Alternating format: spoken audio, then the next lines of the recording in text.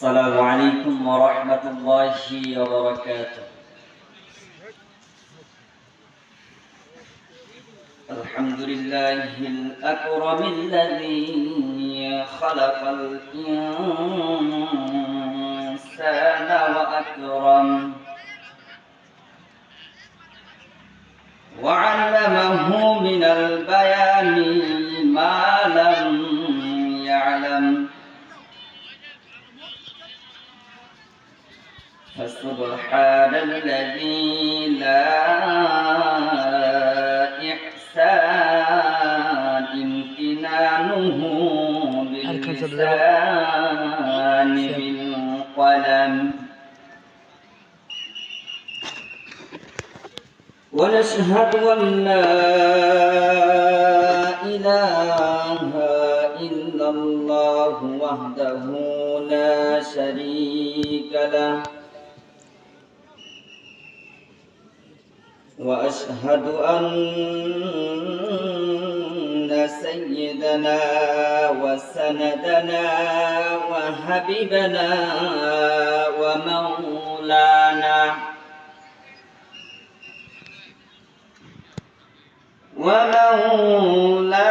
محمدا عبد الله ورسوله، أرسله بالحق بشيرا ونذيرا وداعيا إلى الله بإذنه وسراجا منيرا. أما بعد فأعوذ بالله من الشيطان الرجيم.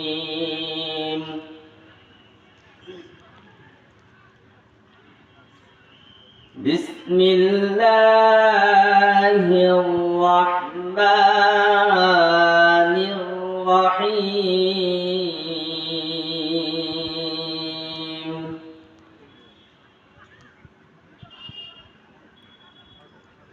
أرأيت الذي يكذب بالدين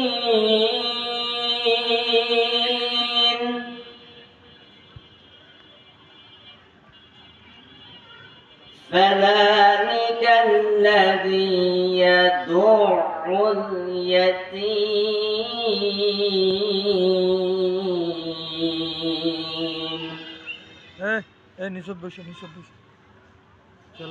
ولا يحض على طعام المسكين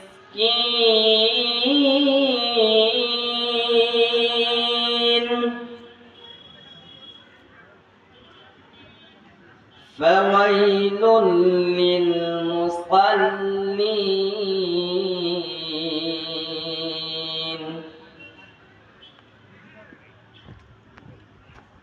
الذين هم عن صلاتهم ساهون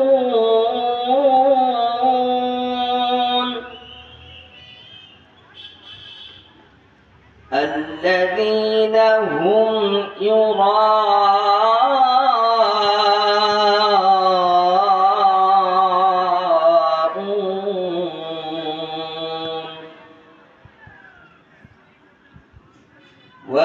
ويمنعون الماعون.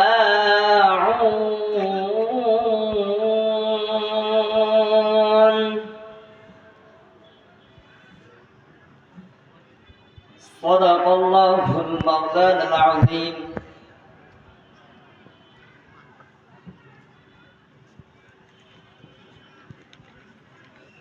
ঐতিহ্যবাহী বামুনিয়া ফুলবাড়ি বহুমুখী বালক ও বালিকা মডেল হাফিজিয়া মাদ্রাসার উন্নয়ন কল্পে হাফেজ ছাত্রদের দস্তরবন্দি উপলক্ষে এলাকাবাসী ও যুব সমাজের উদ্যোগে একদিন ব্যাপী 10তম ঐতিহাসিক তাফসীরুল কুরআন মাহফিলের সুযোগ্য সম্মানিত সভাপতি মৌলভী মোহাম্মদ শফিকুল ইসলাম, সমাজসেবক ও সভাপতি বামুনিয়া প্রফেসর পাড়া জামে মসজিদ, প্রধান অতিথি অধ্যক্ষ মাওলানা আব্দুস সাত্তার, অধ্যক্ষ ডিমলা কামিল মাস্টার্স মাদ্রাসা ও কেন্দ্রীয় মজলিসে শুরা সদস্য, জেলা আমির বাংলাদেশ জামায়াত ইসলামী নীলফামারী। ঐতিহাসিক তাফসীরুল কুরআন মাহফিলের প্রধান আকর্ষণ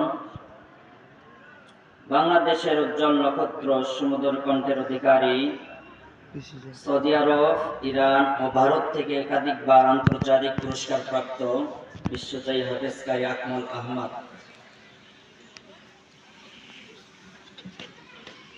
তিনি এখন আমাদের মাঝে উপস্থিত হতে পারেন নাই। আমরা অনেকেই তার সরলত কণ্ঠে তেলাওয়াত শোনার জন্য দূর দূরান্ত থেকে ছুটে এসেছি। আল্লাহ পাক যেন তেনাকে সুস্থতার সাথে আমাদের মাঝে উপস্থিত করান, সকলে বলে আমিন। প্রধান মুফাসসির হযরত মাওলানা আলহাজ আজিজুল ইসলাম দিনাজপুরি সাহেব, চেয়ারম্যান হরিয়ানা শিক্ষা ফাউন্ডেশন, ঢাকা। বিশেষ মুফাসসির উত্তর জনপদের জনপ্রিয় মুফাসসিরে কোরআন হাফেজ মাওলানা মনিরুজ্জামান আঙ্গুর সাহেব, সদস্য মাজলিসুল মুফাসসিরিন নীলফামারী জেলা। সেই সাথে আমার সামনে পিছনে ডানে বামে ইসলাম প্রিয়, কোরআন প্রিয় ভাইরা, পর্দার আড়ালে অবলা সরলা মা বোনেরা, সকলের প্রতি আবারও দোয়া নেয়া এবং দোয়ার উদ্দেশ্যে সালাম জানাচ্ছি। আসসালামু আলাইকুম ওয়া রাহমাতুল্লাহি তাআলা ওয়া বারাকাতুহু।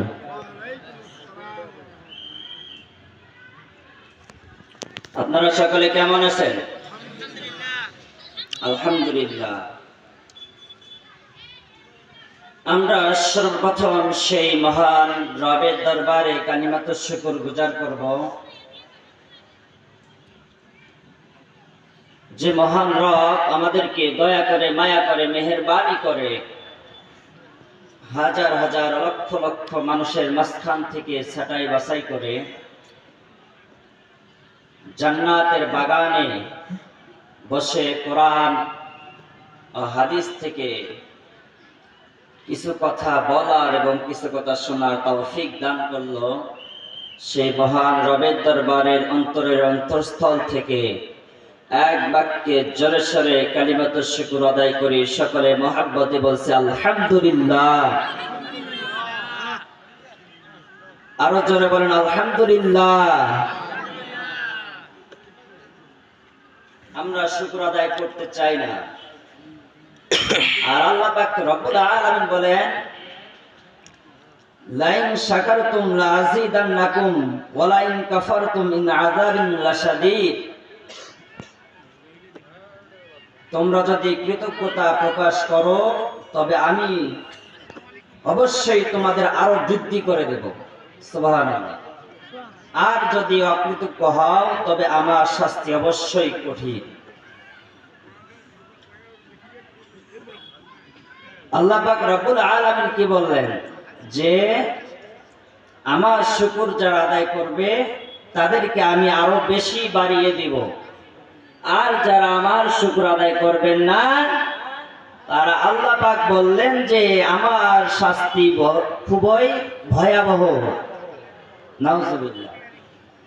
তাহলে একসাথে জোরে সরে অন্তরের অন্তরস্থল থেকে আবারও কালিমাতুশ শুকর আদায় করি। সকলে মহাব্বতে বলছে আলহামদুলিল্লাহ।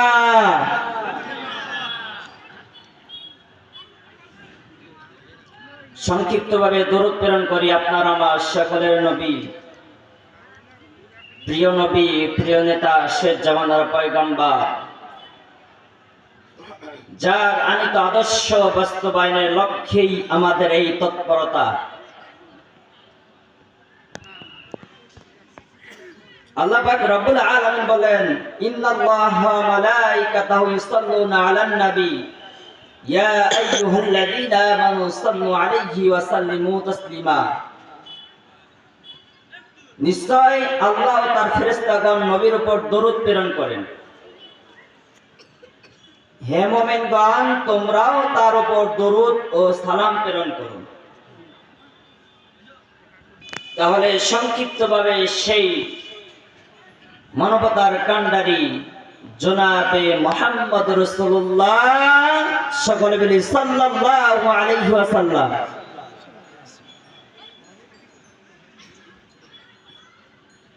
আজকে শুরু থেকে শেষ পর্যন্ত কার কথা হবে?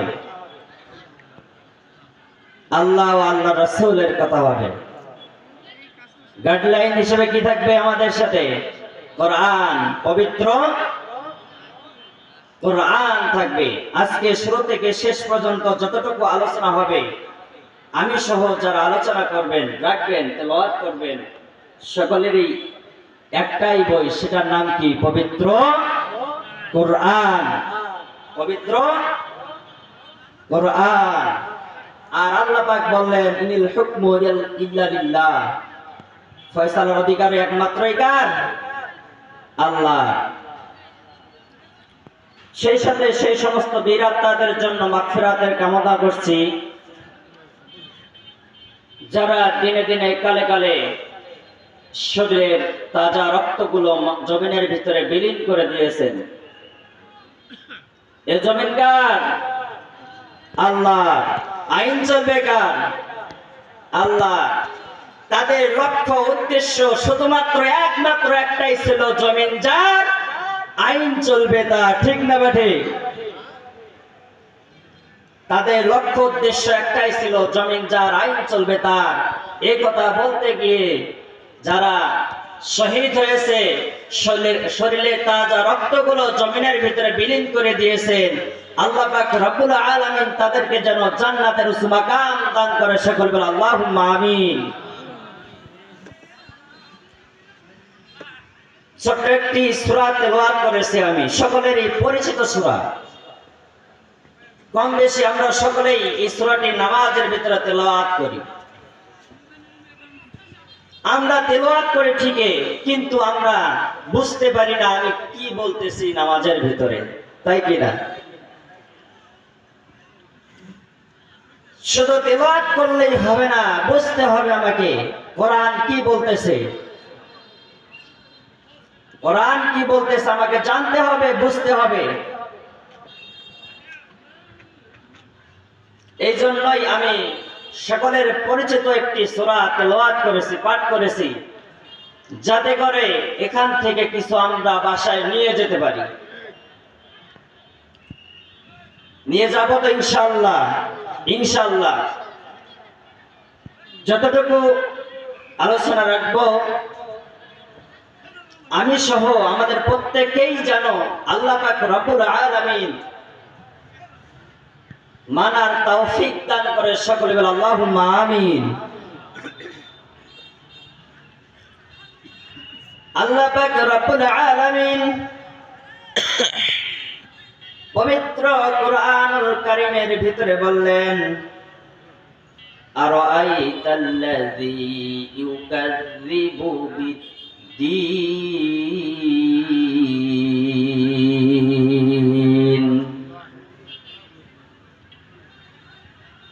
আল্লাহ পাক বললেন, তুমি কি তাকে দেখেছো যে প্রতিদান দিবসকে অস্বীকার করে? আল্লাহ পাক কি বললেন? প্রশ্নবোধক চিহ্ন দিয়েছেন। তার মানে আল্লাহ পাক এটা বোঝাচ্ছেন যে বিশ্বনবী সাল্লাল্লাহু আলাইহি ওয়াসাল্লামকে আল্লাহ পাক প্রশ্ন করলেন, হে নবী, হে প্যারা রাসূল, আরাইতা, আপনি কি তাকে দেখেছেন? মুফাসসিরিন কেরাম এই দেখেছেন শব্দটা ব্যাখ্যা করেছে এভাবে যে দুই ভাবে হতে পারে। একটা এভাবে নিজের চোখ দিয়ে দেখা, যেটাকে আমরা দেখতেছি, যা কিছু আমরা সামনে দেখতেছি, এটাই মুফাসসিরিন কেরাম ব্যাখ্যা করেছেন। আল্লাহ পাক রব্বুল আলামিন বিশ্বনবী সাল্লাল্লাহু আলাইহি ওয়াসাল্লামকে প্রশ্ন করে দিলেন, হে নবী, আপনি কি তাকে দেখেছেন? আর ওয়াইতা, আপনি কি তাকে দেখেছেন? আল্লাযী, তাকে ইউকাযিবু, অস্বীকার করে, মানে না, বিশ্বাস করে না। কি বিশ্বাস করে না? বিদ্দিন, দিনকে সে বিশ্বাস করে না, নিজের কর্মফলকে বিশ্বাস করে না। এখন আপনাদেরকে যদি প্রশ্ন করা যায়, আপনারা কি দিন বিশ্বাস করেন? কিয়ামত বিশ্বাস করেন? আমরা কি বলবো? কিয়ামত বিশ্বাস করি, দিন বিশ্বাস করি, জবাব দিতে হবে আল্লাহর দরবারে, এটা বিশ্বাস করি, আমরা মুখে বলতেছি। ঠিক একইভাবে বিশ্বনবী সাল্লাল্লাহু আলাইহি ওয়াসাল্লামকে যখন আল্লাহ পাক রব্বুল আলামিন প্রশ্ন করলেন, হে নবী, হে রাসূল, আরাইতা, আপনি কি তাকে দেখেছেন? ইউকাযিবু বিদ্দিন, যে কিয়ামত দিবসকে বিশ্বাস করে না, নিজের কর্মফলকে বিশ্বাস করে না, আখিরাতে কিয়ামতের দিন জবাব দিতে হবে বিশ্বাস করে না, ওই ব্যক্তিকে আপনি দেখেছেন? বিশ্বনবী সাল্লাল্লাহু আলাইহি ওয়াসাল্লাম জবাবে কি বললেন? আয় রব্বুল আলামিন, আয় আল্লাহ তাআলা, আমার সামনে যারা, আমি যাদেরকে দেখতেছি, তারা তো আমার সাথে নামাজ আদায় করতেছে, আমার সাথে মক্কা মদিনা তাওয়াফ করতেছে, আমার সাথে জিহাদে যাচ্ছে, দান করতেছে, আমার সাথে রোজা রাখতেছে। আয় রব্বুল আলামিন, আয় আল্লাহ তাআলা, আমার তো মনে হয় না যে তারা কিয়ামতকে বিশ্বাস করে না। আমার মনে হয় তারা প্রত্যেকে কিয়ামতকে বিশ্বাস করে। এখন এই প্রশ্ন যদি আপনাদেরকে করানো হয়, আপনারা কি কিয়ামতকে বিশ্বাস করেন? অথবা আপনারা কি তাকে দেখছেন যে কিয়ামতকে বিশ্বাস করে না, নিজের কর্মফলকে বিশ্বাস করে না? জবাব দিতে হবে আল্লাহর দরবারে বিশ্বাস করে না। আমরা কি বলবো? যে না, আমার তো মনে হয় যারা আমার আশেপাশে আছে তারা তো নামাজ পড়তেছে, রোজা রাখতেছে, দান করতেছে, তারা তো কিয়ামতকে বিশ্বাস করে মনে হয়। আল্লাহ পাক রব্বুল আলামিন এই আয়াতের ব্যাখ্যায় তাফসীরকারক বলেছেন, এখানে দিন দ্বারা বোঝানো হয়েছে আখিরাতের জবাবদিহিতাকে। দিন দ্বারা কি বোঝানো হয়েছে? আখিরাতের জবাবদিহিতাকে। জন্ম থেকে মৃত্যু পর্যন্ত আপনি জীবনে কি করেছেন, এটা জবাব দিতে হবে আল্লাহর দরবারে। আপনি কি করেছেন? নামাজ পড়েছেন কিনা? আল্লাহর জমিনে আল্লাহর দ্বীন কায়েম করতে হবে, এর পক্ষে ছিলেন না বিপক্ষে ছিলেন, এটাও জবাব দিতে হবে আল্লাহর দরবারে। এই জন্য আল্লাহ পাক রব্বুল আলামিন এই আয়াতে কারিমার ভিতরে এটা প্রশ্ন করে দিলেন যে কিয়ামত দিবসকে কারা আসলে বিশ্বাস করে না। আল্লাহ পাক রব্বুল আলামিন দ্বিতীয় আয়াতের ভিতরে বললেন, ফাযালিকাল্লাযী ইয়াদউল ইয়াতীম,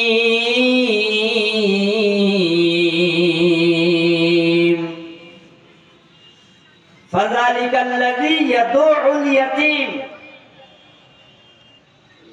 ইয়াদউ আইন আছে এখানে, তাফসীরকারক এমন সত্য ব্যাখ্যা করেছেন যে ইয়াদউল ইয়াতীম, এতিমদেরকে জোরে ধাক্কা দেয়। কিভাবে? জোরে ধাক্কা দেয়, জোরে, এমনিতেই না। আল্লাহ পাক বললেন, প্রশ্ন করলেন, কিয়ামতকে কারা বিশ্বাস করে না? তারা যারা ফাযালিকাল্লাযী ইয়াদুউল ইয়াতীম, যারা এতিমদেরকে ভালোবাসে না। এখন আসেন, আমাদের আশেপাশে যারা আছি আমরা